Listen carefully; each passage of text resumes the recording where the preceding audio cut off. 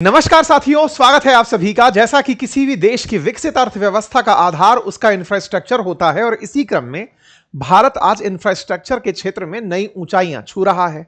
ऐसी ही क्रोनोलॉजी में मेरठ से लेकर प्रयागराज के 594 किलोमीटर लंबे गंगा एक्सप्रेस वे का प्रधानमंत्री के द्वारा इनॉग्रेशन कर दिया जाता है। कहा जाता है कि मेरठ से प्रयागराज पहुंचने में अब 6 घंटे का समय लगेगा, जहां पहले 11 से लेकर 12 घंटे लगा करते थे। आज दुनिया में जब भी आप किसी विकसित देश की शहर की चर्चा करते हैं तो वहां के इंफ्रास्ट्रक्चर की तारीफ करते नहीं थकते। फिर चाहे आप दुबई की बात करें या अमेरिका की बात करें, जब भी वहां के इंफ्रास्ट्रक्चर की बात होती है तो सड़कों पर सबसे बड़ी बुनियादी रूप से जोर दिया जाता है। कहा जाता है कि देश में विकास के लिए अगर कनेक्टिविटी है तो फिर विकास स्वतः ही चलने लगता है, क्योंकि विकास को चलने के लिए लॉजिस्टिक्स की जरूरत है और लॉजिस्टिक्स वाया रोड, रेलवे और कार्गो के लिए समुद्री यातायात के थ्रू होता है।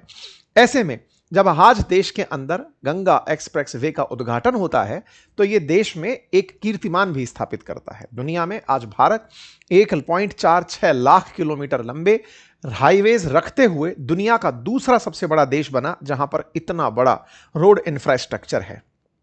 तेजी से बढ़ती हुई भारतीय अर्थव्यवस्था में जहां रोड अभी लगभग 4% जीडीपी में कंट्रीब्यूट करते हैं, लेकिन अर्थव्यवस्था में अगर चलते पहिए इन सड़कों पर चलकर गंतव्य स्थानों पर तेज गति से पहुंचने लगे तो यह तय है कि आने वाले समय में विकास को भी नई ऊंचाइयां मिलेंगी। आज के सेशन में हम गंगा एक्सप्रेस वे का जिक्र तो करेंगे ही करेंगे, साथ में हम एक्सप्रेसवेज, हाईवेज, इन बीच के अंतर को समझेंगे, देश के प्रमुख एक्सप्रेसवेज समझेंगे और उत्तर प्रदेश में जब ये गंगा एक्सप्रेसवे आया है, इससे पहले यमुना एक्सप्रेसवे है, तो कौन से एक्सप्रेसवे हैं, इनकी किस तरह से स्ट्रेटेजिकल इंपॉर्टेंस है, क्योंकि अल्टीमेटली इनको युद्ध के दौर में इस्तेमाल करने वाला भी बताया जा रहा है। तो आइए एक एक करके इस विषय पर आगे बढ़ते हैं, जानने का प्रयास करते हैं कि भारत के टॉप एक्सप्रेस हाईवेज कौन से हैं। साथियों, जैसा मैंने आप सभी को समय समय पर अपडेट किया है, उसी क्रम में एक और अपडेशन है और वो ये है कि अभी हमने भारतीय मुद्दों पर डिस्कशन के लिए इंडिया दैट इज भारत नाम के एक सेशन की शुरुआत की है, जिसमें हमने टॉप पैनलिस्ट्स को बुला करके, पत्रकारों को बुला करके इलेक्शन रिजल्ट्स पर डिस्कशन किए। हमने इस पर ऑलरेडी एक वीडियो अंकित इंस्पायर इंडिया पर शेयर कर दिया है और अपनी पाठशाला पर शेयर कर दिया है। यदि आप भी चाहें तो इसे देख सकते हैं। यह सीरीज आपके सामने अच्छे व्यूज, ग्राउंड रिपोर्ट्स लाने के प्रयास में शुरू की गई एक सीरीज है। आप अपना समर्थन और प्यार उसे दें तो लिंक कमेंट बॉक्स में पिन किया हुआ है, जाकर आप उसे अवश्य देखिएगा। साथियों, सड़क इंफ्रास्ट्रक्चर की जहां बात हो रही थी तो मैंने आपको बताया कि देश के 85% यात्री और 65% माल परिवहन जो है वो सड़कों के थ्रू होता है। इससे व्यापार बढ़ता है, रोजगार के अवसर बनते हैं। देश के अंदर जब से एक्सप्रेसवेज की चर्चा होने लगी है तो गंगा एक्सप्रेसवे ने इस चर्चा को बहुत और ऊंचाइयां दे दी। हाल ही में प्रधानमंत्री ने जब यूपी के अंदर हरदोई में प्रदेश के सबसे लंबे एक्सप्रेसवे का उद्घाटन किया तो यह चर्चा और तेज होने लगी। 594 किलोमीटर लंबा यह एक्सप्रेसवे रिकॉर्ड टाइम में बनकर तैयार हुआ है। चूंकि यूपी के अंदर इलेक्शन है आने वाले समय में, तो लोग इसे इलेक्शन से जोड़कर देख रहे हैं, लेकिन निश्चित ही इतने सारे एक्सप्रेसवेज का उद्घाटन आए दिन जो देश में हो रहा है, क्योंकि बनने के बाद के उद्घाटन है, शिलान्यास नहीं है, उद्घाटन है कि बन गया और उसका साथ में काम चल रहा है। तो कुछ ऐसी तस्वीरें निकल करके आई। गंगा एक्सप्रेसवे की कुछ तस्वीरें आपके सामने देख करके समझ में आता है कि यह बहुत ही फास्ट 120 किलोमीटर प्रति घंटे की रफ्तार से व्हीकल्स को जाने के लिए रास्ता मुहैया कराने का प्रयास इसके अंदर किया गया है।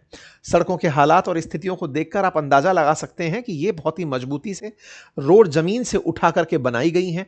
रोड पर कोई भी और इधर से ट्रांजिट होकर ना आ जाए, उसका खास ख्याल रखा गया है।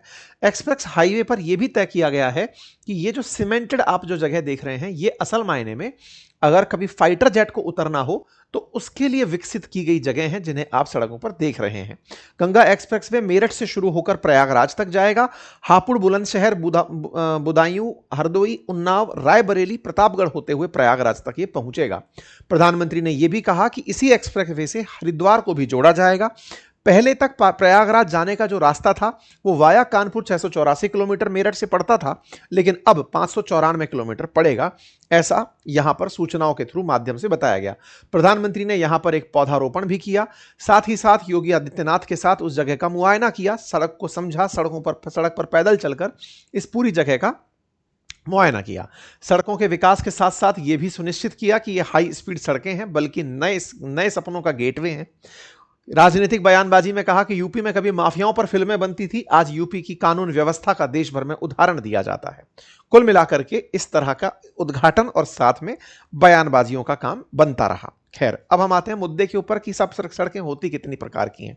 तो देखिए, जहां गांव की सड़कें बनी है तो ग्रामीण सड़कें होती हैं, शहर में बनी तो शहरी सड़कें होती हैं। लेकिन आप गांव को शहर से कनेक्ट करती हुई सड़कें जो देखते हैं, पहले प्रधानमंत्री ग्राम सड़क योजना के तहत उन्हें बनाया जाता था, उन्हें अब ग्रामीण सड़कों में कंसीडर किया जाता है।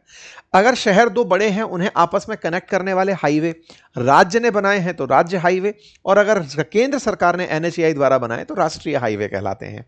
राष्ट्रीय हाईवे हो या स्टेट हाईवे, इन पर कोई भी व्यक्ति कहीं से भी एंट्री कर सकता है। या फिर कहिए कि ये चूंकि जमीन से उठकर नहीं बनाए जाते, सड़कों की रोड से मतलब जमीन से सीधी कनेक्टिविटी होती है, तो आप रोड के किनारे उतर के भी खड़े हो लेते हैं, खेत तक भी घूम आते हैं। अगर आपका किनारे कहीं घर है तो आप उसका भी एक्सेस पा ही जाते हैं। बस इन्हीं चीजों को ध्यान में रखते हुए जो फिलहाल हाईवे बनाए जाने शुरू हुए, इन्हें जमीन से ऊपर उठाकर बनाना शुरू किया गया, ताकि कोई भी व्यक्ति सड़क से जमीन तक ना जाए और जमीन से कोई व्हीकल लेके सड़क पर ना आए। इसके दो फायदे हैं। एक तो कोई भी वाहन जो द्रुत गति से चल रहा है वो किसी अकस्मात हुए एंट्री से, चाहे वो व्हीकल की है चाहे पशु की है, उससे बचता है। तेजी गति की गाड़ी की बनी रहती है और परिवहन सुरक्षित रहता है। इसी प्रकार से एक्सप्रेसवे का कंसेप्ट निकला। तो नेशनल हाईवे जो शहरों को जोड़ने का काम कर रहे थे, उन्हें अगर निर्बाध रूप से चलने वाला बना दिया जाए तो उन्हें एक्सप्रेस हाईवे कहा जाता है।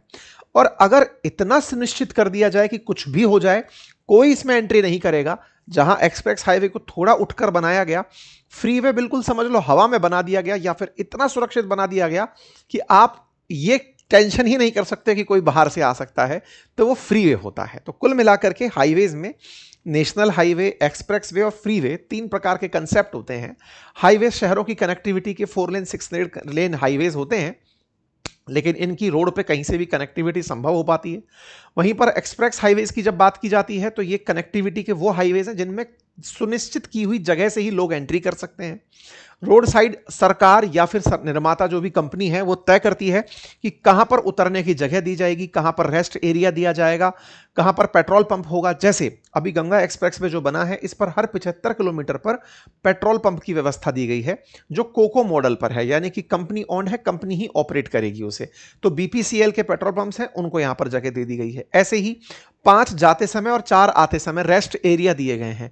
उन रेस्ट एरियाज की जगह पहले से डिफाइंड है। वहां पर जो ब्रांड्स काम करेंगे उनको अपनी होटल ऑपरेट करने का, रेस्टोरेंट ऑपरेट करने का, जो भी जगह वहां पर मतलब यात्री के लिए सुरक्षा की या आराम की व्यवस्था के लिए जरूरी है, उनको बनाने की जगह दी गई है। तो इस प्रकार से ये सुनिश्चित होकर बनता है। ऐसा नहीं कि रोड साइड पूरे रास्ते आपने होटल और ढाबे बनते हुए देख लिए, ऐसा इन जगहों पर नहीं होता।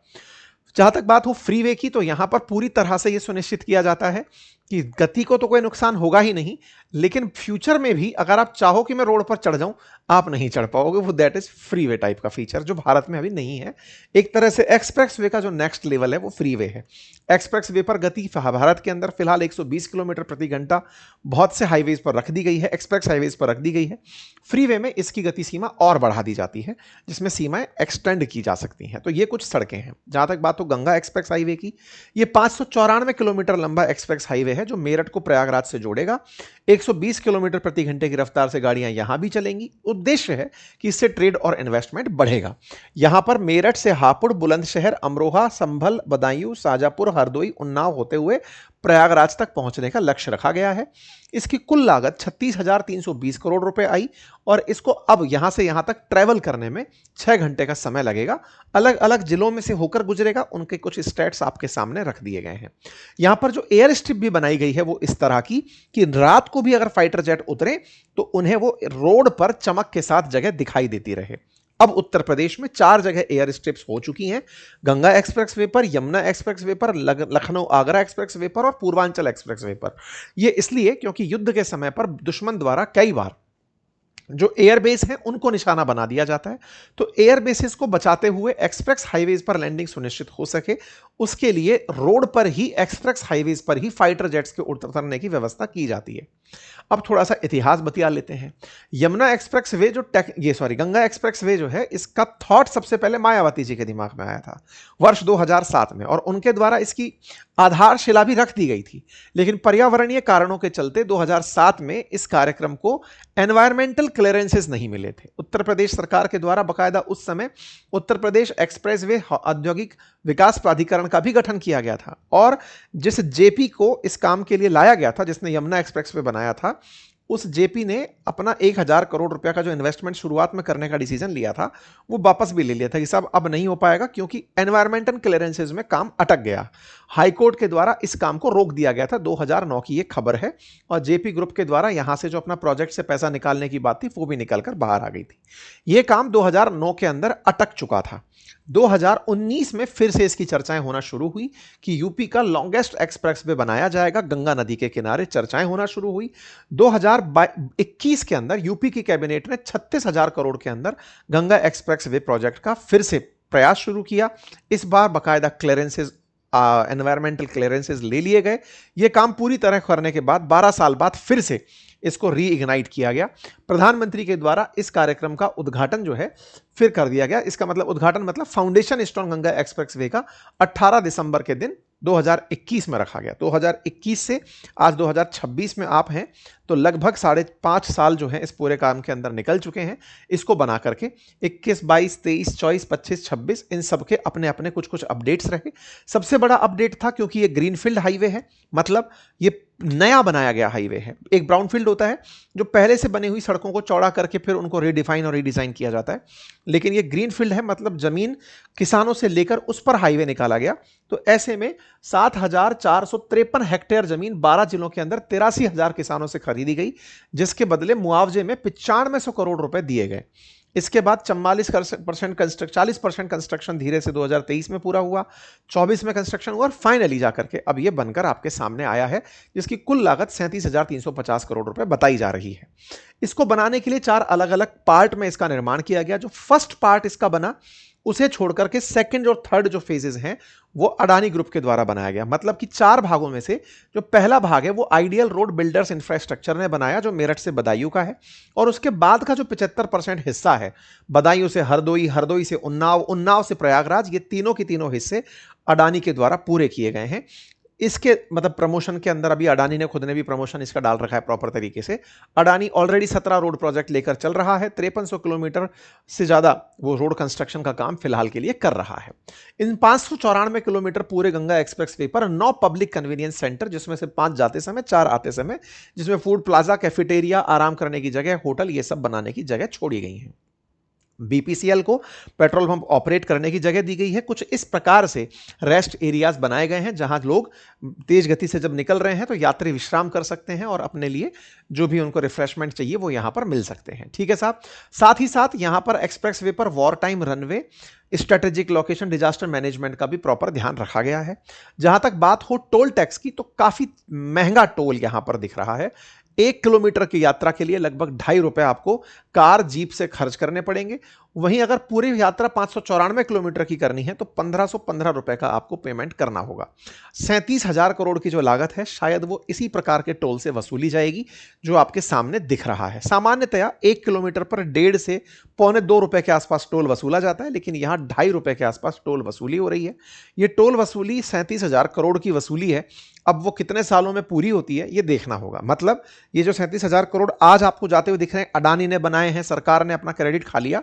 टेक्निकली आप और हम इसके सही मायने में भुगतान करता है, लेकिन एक बार में वो पैसा लगा के काम शुरू कर दिए और हम अब उसका पेमेंट आने वाले समय में करते रहेंगे। खैर, आने वाले समय में कुछ और भी काम होंगे। इस सड़क के बन जाने से मेरठ, अमरोहा, बुलंदशहर, इन सभी जगहों पर कुछ कुछ चीजों को गति मिलेगी। जिस तरह से इन शहरों का विकास हो रहा है उसमें हापुड़ के अंदर लॉजिस्टिक क्लस्टर बन सकेगा। बुलंदशहर के अंदर लोग जो हैं वो अब मतलब आने वाले समय में गाजियाबाद के क्षेत्र में बहुत तेजी से पहुंच सकेंगे। अमरोहा के गन्ने के जो पैदावार है उसको नई पहचान मिल सकेगी। संभल के जो मंदिर हैं उन तक लोगों की रीच बहुत तेजी से बनेगी। बदायूं के अंदर तहसीलों का शहरीकरण हो सकेगा। शाहजहांपुर के अंदर जो गन्ना मिल है उनका प्रोडक्ट अब तेजी से सेंटर दिल्ली तक पहुंच सकेगा, क्योंकि मेरठ दिल्ली के बीच में ज़्यादा दूरी का समय नहीं है, ज़्यादा दूरी नहीं है। हरदोई जो कि कनेक्टिविटी का पॉइंट बन रहा है वहां से लखनऊ के लिए, तो वहां पर अब इंडस्ट्रियल कॉरिडोर विकसित हो रहा है। तो यहां पर बड़ी मात्रा में इंडस्ट्रीज उन्नाव, हरदोई, लखनऊ के नजदीक, कानपुर के नजदीक बन रही हैं। तो अपने आप में एक बहुत ज्यादा गति यहां पर मिलेगी। ठीक है, अब उत्तर प्रदेश की अगर बात की जाए तो एक्सप्रेसवेज यहां पर गंगा एक्सप्रेसवे है, पूर्वांचल एक्सप्रेसवे है, आगरा लखनऊ एक्सप्रेसवे है, बुलंदशहर, गोरखपुर, यमुना, ये तमाम एक्सप्रेसवेज फिलहाल उत्तर प्रदेश के अंदर बनते चले जा रहे हैं और कुछ ऑलरेडी निर्माणाधीन है जिनका कार्य आने वाले समय में धीरे धीरे पूरा हो जाएगा।